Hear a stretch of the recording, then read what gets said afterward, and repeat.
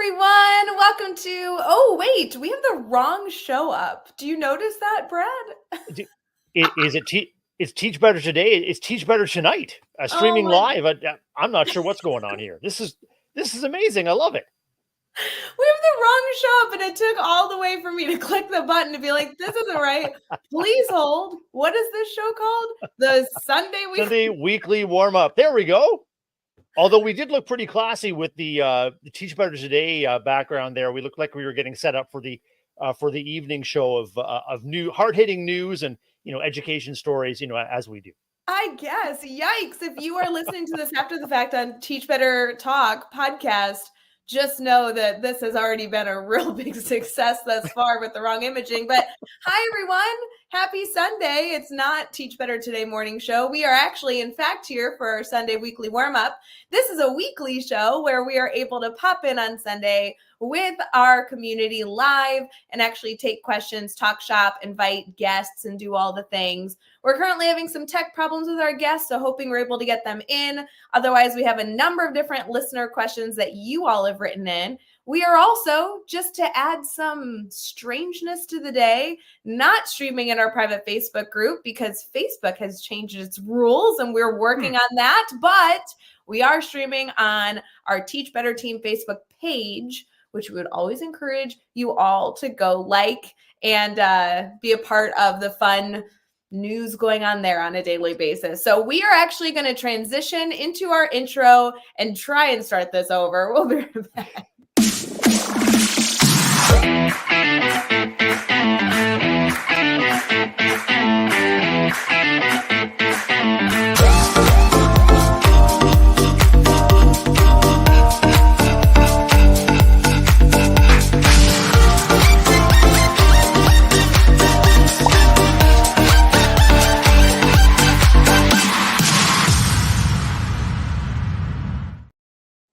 Hey everyone, I'm embarrassed to say my name is Ray Hewart. I'm here with Brad Hughes, and this has been just my favorite episode ever. What day of the week is it? Is it actually Sunday? It's got to be Monday somewhere in the world, Ray, where we're streaming live on Facebook and our Teach Better Team Facebook page. Good Sunday evening to everybody. Yeah, friends, if you missed the beginning, this was a rough one. So we're glad to be doing the hiccups for you. I like to say, Brad, it's if we make a mistake on the show, then somebody else doesn't have like that hiccup for the day. We've already done it for them. So I'm just going to take this as a win for everyone else who thought their day, maybe you were like looking out, being like, oh no, when's the ball going to drop? It's not. We got you taken care of. You're good for the day. Well, I think anyone tuning in is saying to themselves, wow, Ray and Brad, this is your mistake of the day, Sunday evening at 8 Eastern. This was your mistake of the day. I mean, Ray, I'm going to tell you, I've been making mistakes all day, and I think making mistakes is kind of underrated. I mean, I've got a colleague who says, well, there's my mistake of the day. I've got it out of the way, and it's all about the modeling. It's how about we bounce back, and I think we bounce back with humor, excitement. We're welcoming everybody in. I think it's going to be a great show. I mean, I just can't believe that we sat here and talked for like 10 minutes catching up before we went live for Sunday Weekly Warm Up, and neither of us noticed that we were on the wrong background. But at this point, we can change any background you guys want. So if any of you are interested in having the show change names midway through, just let us know and we'll change it in the background. When I jumped on, it was the Aspire to Lead podcast. Joshua Stamper must have been recording recently. So who knows? Maybe we'll just go back to 12-hour live midway through the show. And we've got such an amazing lineup here on StreamYard. The Sunday Weekly Warm Up, the Aspire to Lead, 12-hour live, of course, Teach Better Today. And if you're watching and listening live right now, hit us up in the comments and let you know what a great alternate name for tonight's show might be. Sunday Weekly Warm Up, of course, streams live every week, Sunday at Eastern, with yours truly and my co-host with the most on the Lake Michigan coast, Ray Hewart, CXO of the Teach Better team. And if you've got a different idea, let us know what's coming to mind for you. What might be an alternate name for our show tonight? You know, Brad, I just looked. We also have the Daily Drop-In, which I know many of our community were fans of. So the Daily Drop-In is also here. We could bring that back. There's so many options. Good to see all of you. Thanks for tuning in live. We love being able to be here live with you to, I don't know, brainstorm your questions, see how you are. I'd love to start us off. If any of you in the comments are willing to share a positive that you had this weekend, Brad and I were kind of discussing that prior to the show. Yeah. Brad, my positive was that I got to see my parents last night. We always just have so much fun. They drove over to my neck of the woods and we had dinner and shopped and, you know, probably had one too many beverages, but it was a blast. I love that. My parents are the most fun people on the planet. And Brad, you had a lot to celebrate. You have a lot going on in your crew. Yeah, thanks. First of all, I just want to say it delights me whenever I see you and your mom and dad together.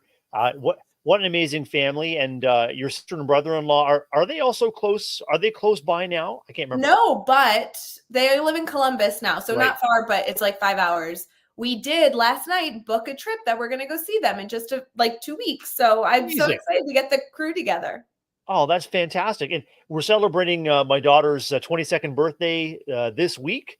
And so she's celebrating with friends this weekend. It's only a week, Ray, until the Miami Grand Prix. This is a off weekend for Grand Prix Formula One race fans. Busy in the workshop, busy getting ready for school. It's an important time of year as we wind up our get ready to wind up our school year into May and June here in Southern Ontario. And I know it's a very busy and exciting time for lots of educators for lots of different reasons. And we had sort of a pre-opening of our trailer. Our trailer season is coming up on May weekend. Hang on, Mother's Day weekend is coming up soon. So we're fortunate to have a little vacation spot beside Lake Huron. And so we were doing a little cleanup and a little pre-opening kind of organization today. Oh, I love that Janelle is talking about prom. I saw so many prom photos. And Janelle, I saw your family specifically. Photos were amazing. But for many of you that even are just tuning in after the fact, I love seeing the family posts that come through for those of you that follow the Teach Better team on multiple platforms where also you share, not just the team sharing out information, but you also sharing, whether it be your professional expertise or your personal life, which I really like to see. So many cool prom pictures I saw today. Lots of fun dress colors and kids that have suddenly turned into adults. I don't know what happened, but that was a fun I think those are the things that touch my heart, Ray, is those heartfelt reflections from parents and caregivers about how their child has grown and into a young adult and accomplishing so many things. And just that spirit of celebration, independence, just you're on the edge of something really exciting when you're a teenager or a young adult heading to prom, whether it's your first prom or it's your senior prom. Just lots of hope, lots of expectation, and lots of reason to celebrate. And I feel great that so many young people involve their entire families in that celebration, because it takes a village to raise a kid, and every adult that impacts a child's life is important. So, it's a celebration of everybody that's poured their heart and soul and their good wishes in. That's so fun. I love even the posts of different things going on is so great. Brad, do you remember what you wore to prom? Did you go to prom? I went to a few. I went to my own prom, and I was fortunate enough to go with some friends to work friends from work to their proms as well. I do remember what I wore. It was kind of a tuxedo with a very light blue bow tie and cummerbund to match my date's dress, and of course the boutonnieres and the corsages and the photos on the family lawn and the photos with the pets, and it was a really good time. Yeah, so I think one day for our Sunday Weekly Warm, we'll have to do some throwback photos of maybe our proms, Ray, or invite people to send in their prom pictures. I would love that, because even just seeing our community here show up in the comments live, or if you're commenting after the fact, I would love to see the different evolution of these incredible educators in our Teach Better family, the life before the teaching days, right?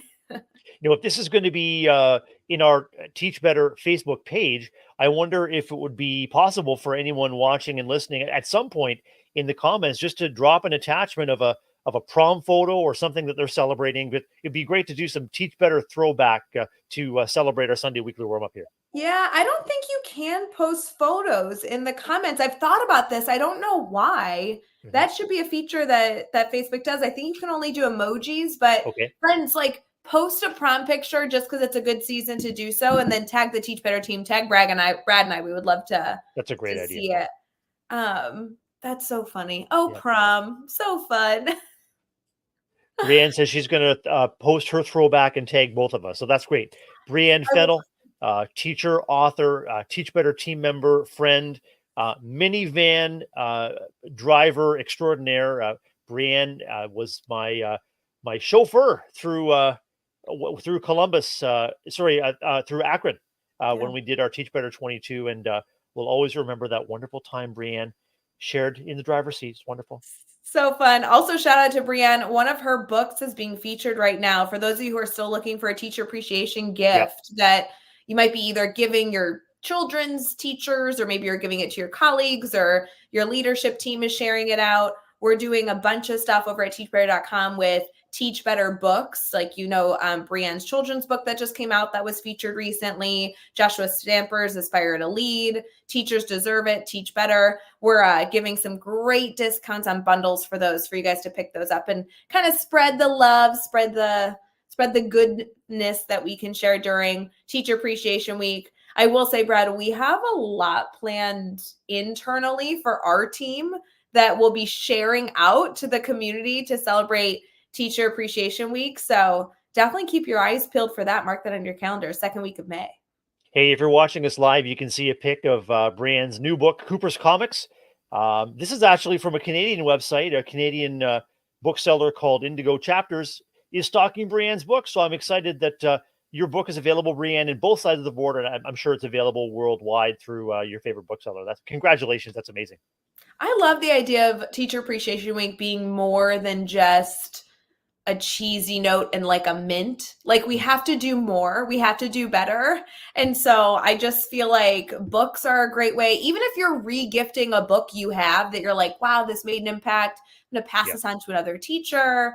Or if you're going to buy a bulk book and, kind of get that for everybody in your crew. Or I don't know. I think that that's kind of like a part of something that keeps on giving, I think these opportunities to recognize and celebrate the contributions that educators make. There's all kinds of days, whether it's admin assistant day or a custodial facilities day or educator day. I think it's essential to have these days to have the opportunity to say thank you to those that we serve and those that we work with. I really do hope that everyone watching and listening is contributing to a culture where you feel welcome and you feel celebrated each and every day. But it is really important to do both, to have that special day of celebration and recognition for all that educators do and contribute. Yes, so good. Janelle, thank you for the compliment about my background. I really appreciate it. And since we're talking about books, Brad, can I grab something up on my shelves that if any of you have a friend that have written a book, this might be a good gift for them too. I think this is one of my favorite gifts I've received. Yeah? Oh, 100%.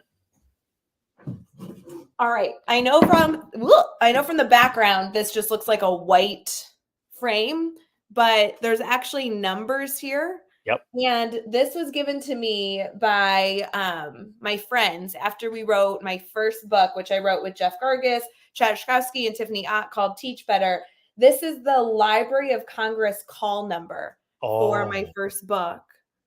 And I love that they, posted it in like such an elegant font. There's a little small fade reminder of what it is in the corner. Yep. And then this beautiful, this was like maybe one of my favorite gifts I've ever received. It was so, I don't know how you get more personal than this, but it also felt like something I would keep my entire life.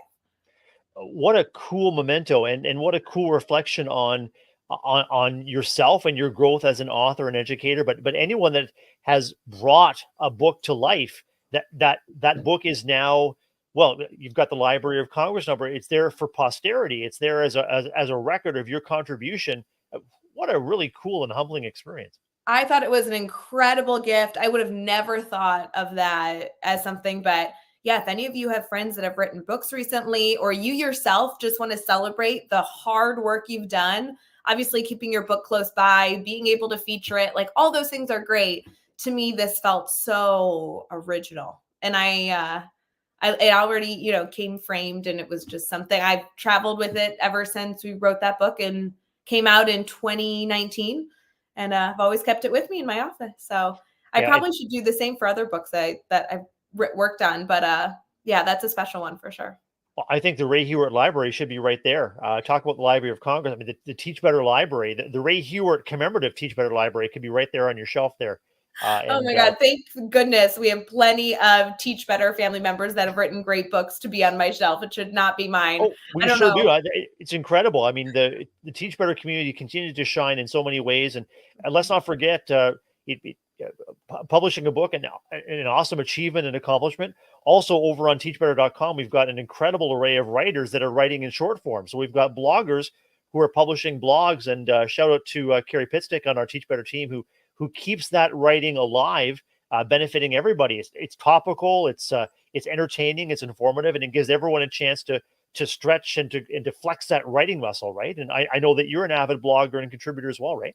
It's such a good reminder, Brad, to bring that up. I'm so glad you brought that up because that blog is busy. There is so much content going on there. These are from authors and bloggers from all over the world that are contributing to teachbetter.com. Huge shout out to our blog team, Carrie Pitstick and Sarah Jesse, who are making those come to life on a weekly basis. But yeah, if you don't have that maybe in your routine, I would add a day to just pop over to teachbetter.com/blog and check out what's new. It's really just, there's so much stuff there. Like I popped in there the other day. Brad, thanks for pulling that up. Yeah.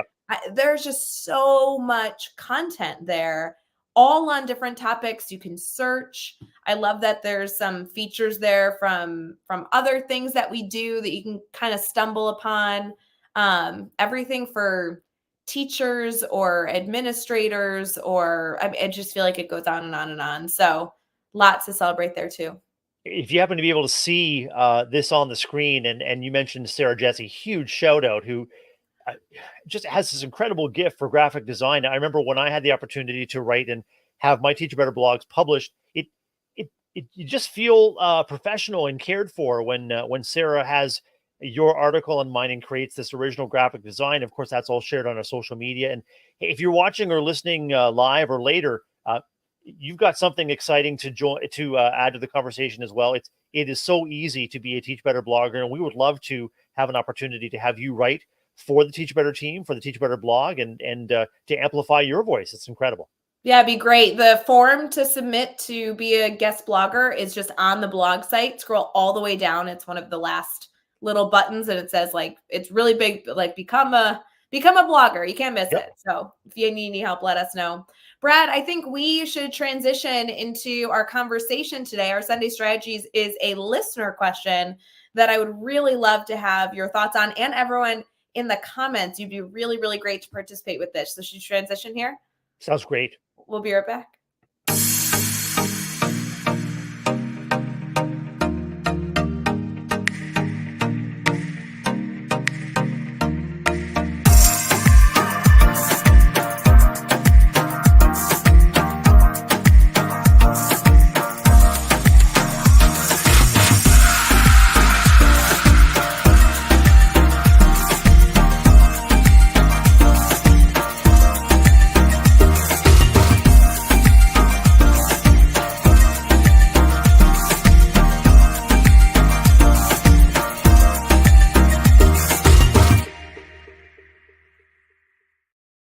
Hey everyone, welcome back to our Sunday weekly warm-up. We are in our Sunday strategies, and today our strategies is all focused on a listener question. I love that they submitted this listener question. Direct message us on whatever social media platforms you guys want. You can email us.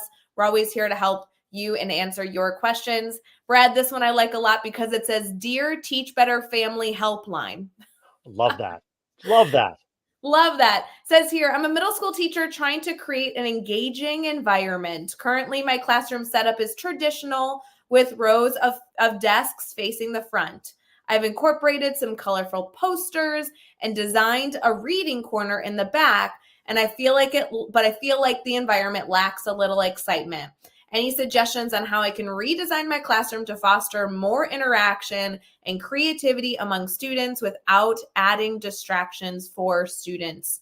Sincerely, Seeking Classroom Inspiration. Dear Seeking Classroom Inspiration, thank you for contacting us here at the Teach Better Helpline. Ray and I are going to dive into this question.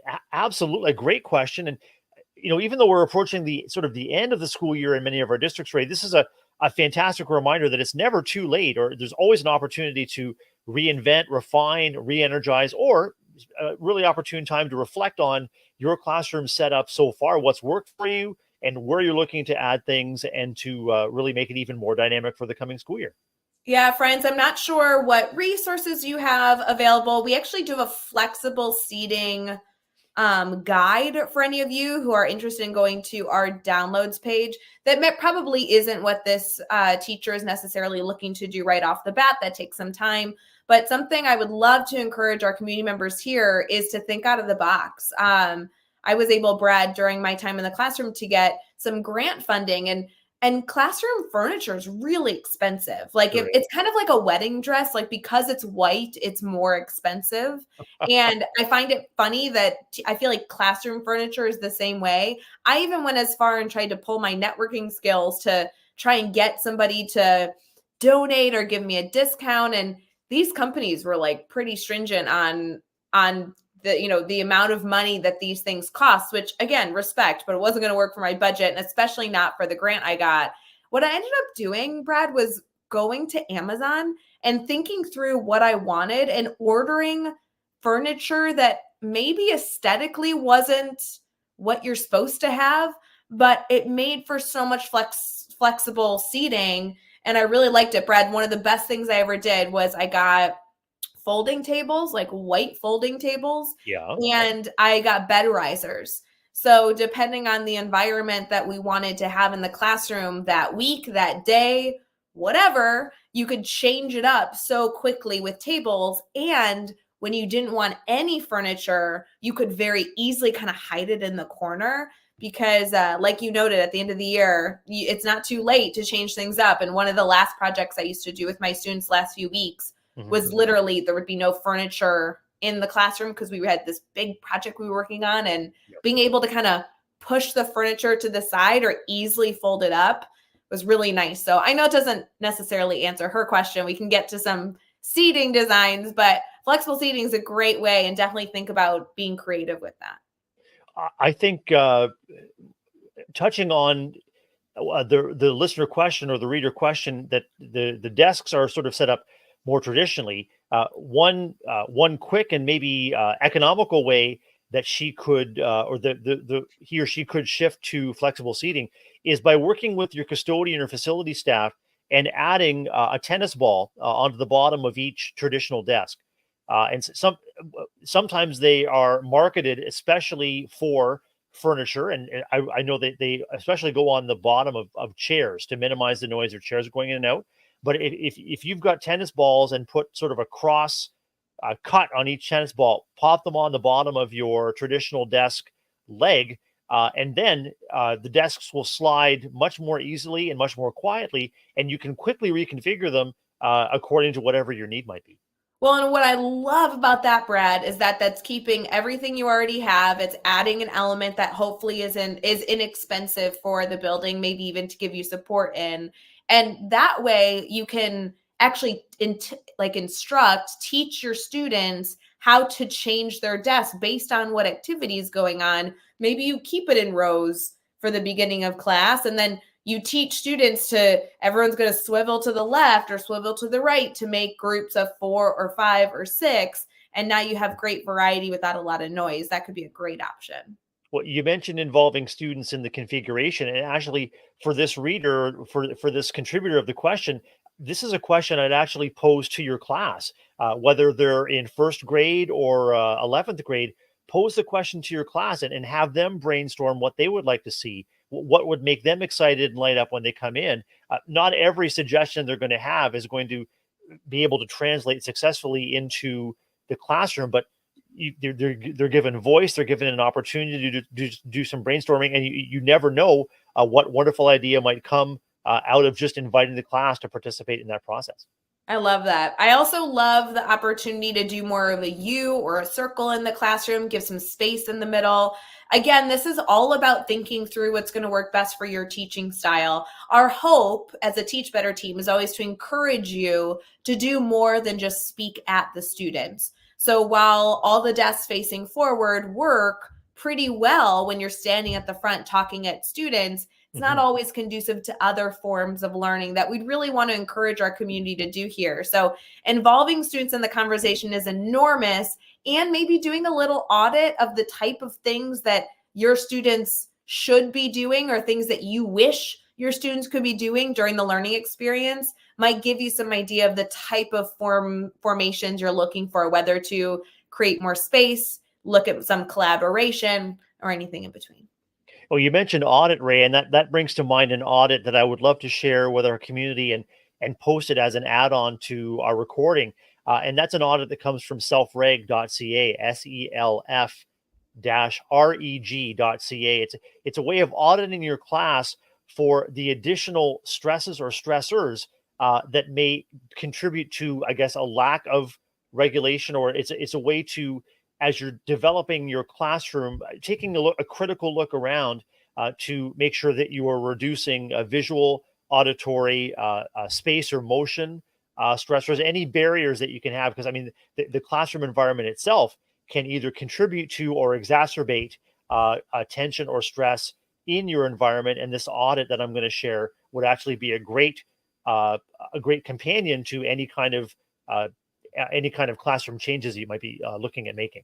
So fun. For those of you who are looking for some classroom changes, maybe in the physical layout of your classroom, I also would love to point you toward our blogs. I know we've mentioned this before, but we've done plenty of blogs, I know, in the past on classroom management with physical objects in the classroom, flexible seating, different formations. We have a full course in our academy on using physical space to kind of evolve and support a mentor you might be working with. So yep. There's a lot to do with this. We know that this is a common thing that educators are looking for. I love this question so much. And I hope maybe, Brad, that this educator feels the freedom to play a little bit with this in May, because the reality is that the testing should be over. You're kind of wrapping up some units. This would be a really cool opportunity to say, okay, we have 4 weeks left. Like, how can my students, having been here for a year, reimagine this classroom? Because they're just as much experts in it as I am.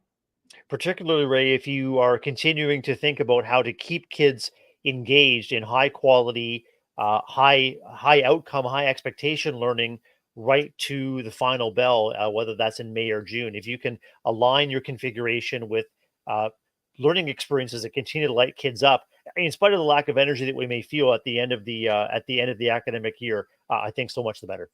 So good. All right, friends, we're going to transition to our Sunday Sparks, which is a little sparkle in our day. Before we wrap up this conversation, stick with us.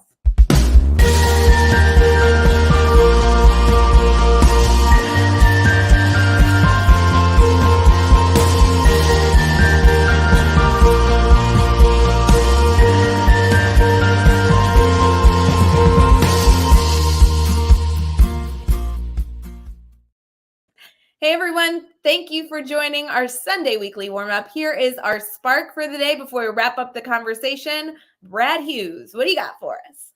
Ray, I've got really an enchanting and uplifting story that's just right to celebrate the end of the academic year. And this came to me on Instagram from the Good News Reports account.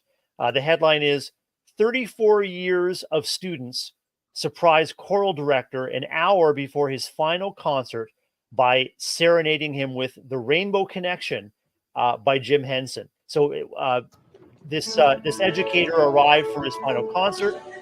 If you're watching us live, you can see the video. He descends the stairs, and you could see and hear his current students singing, but then the alumni singers come out from behind both sides of the stairs. 34 years of students celebrating this music educator and his wonderful career, right?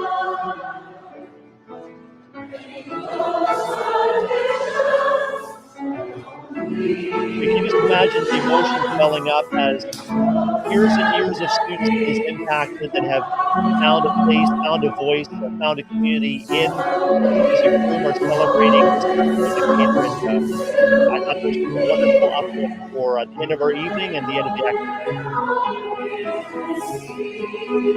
So cool. Someday we'll find it, the rainbow connection, the lovers, the And that once again was at Good News Reports, Ray. A great story, a great recognition and celebration of the impact of our educators in the lives of our young people. I You love never it. know where those ripples might end. It might end in a concert where you're being serenaded by over 30 years of students that you've taught. It's just incredible. Ugh, I have chills. That's so special. I love when educators are able to see the fruits of their labor. And friends, we are in a profession where that rarely is the case. So maybe this is also a moment to reflect this month. Can you do something to reconnect your students and have them reconnect with you in the future so you get those updates? I know it's such a selfish thing, but I feel like every time students leave, I'd be like, I can't wait to see you do great things. Like make sure to let me know how fabulous you turn out, right? Like, how can I support you? So this could be a good little call to action as well for us to think through how we're going to keep those 30 years of students connected to us. Because gosh, those are always impactful moments. I love that, Brad. Great addition. Appreciate that, and it really is a gift. One of the many gifts of being an educator is knowing or discovering, the different lives that you've impacted, and also reflecting on how our own lives as educators is impacted by interactions with kids and families over the years. Nothing like it, Ray. Love being in education. So good. Friends, we hope that you have an incredible week ahead and those Sunday Scaries are exciting. Instead, exciting feelings for everything that you have planned. We are wrapping up April and heading into May, which is just such an unbelievable blessing. Brad, thanks for being on the show with me today. And sorry for the hiccup at the beginning, but it made for a funny start. It sure does. I mean, any opportunity to go live with you, Ray, is a fantastic one. Doesn't matter what the background is. It's the people that are on the screen, the people that we connect with both online and later that really make the difference. Friends, make sure you are on our email list to get all the good things that are going on this month with the Teach Better team.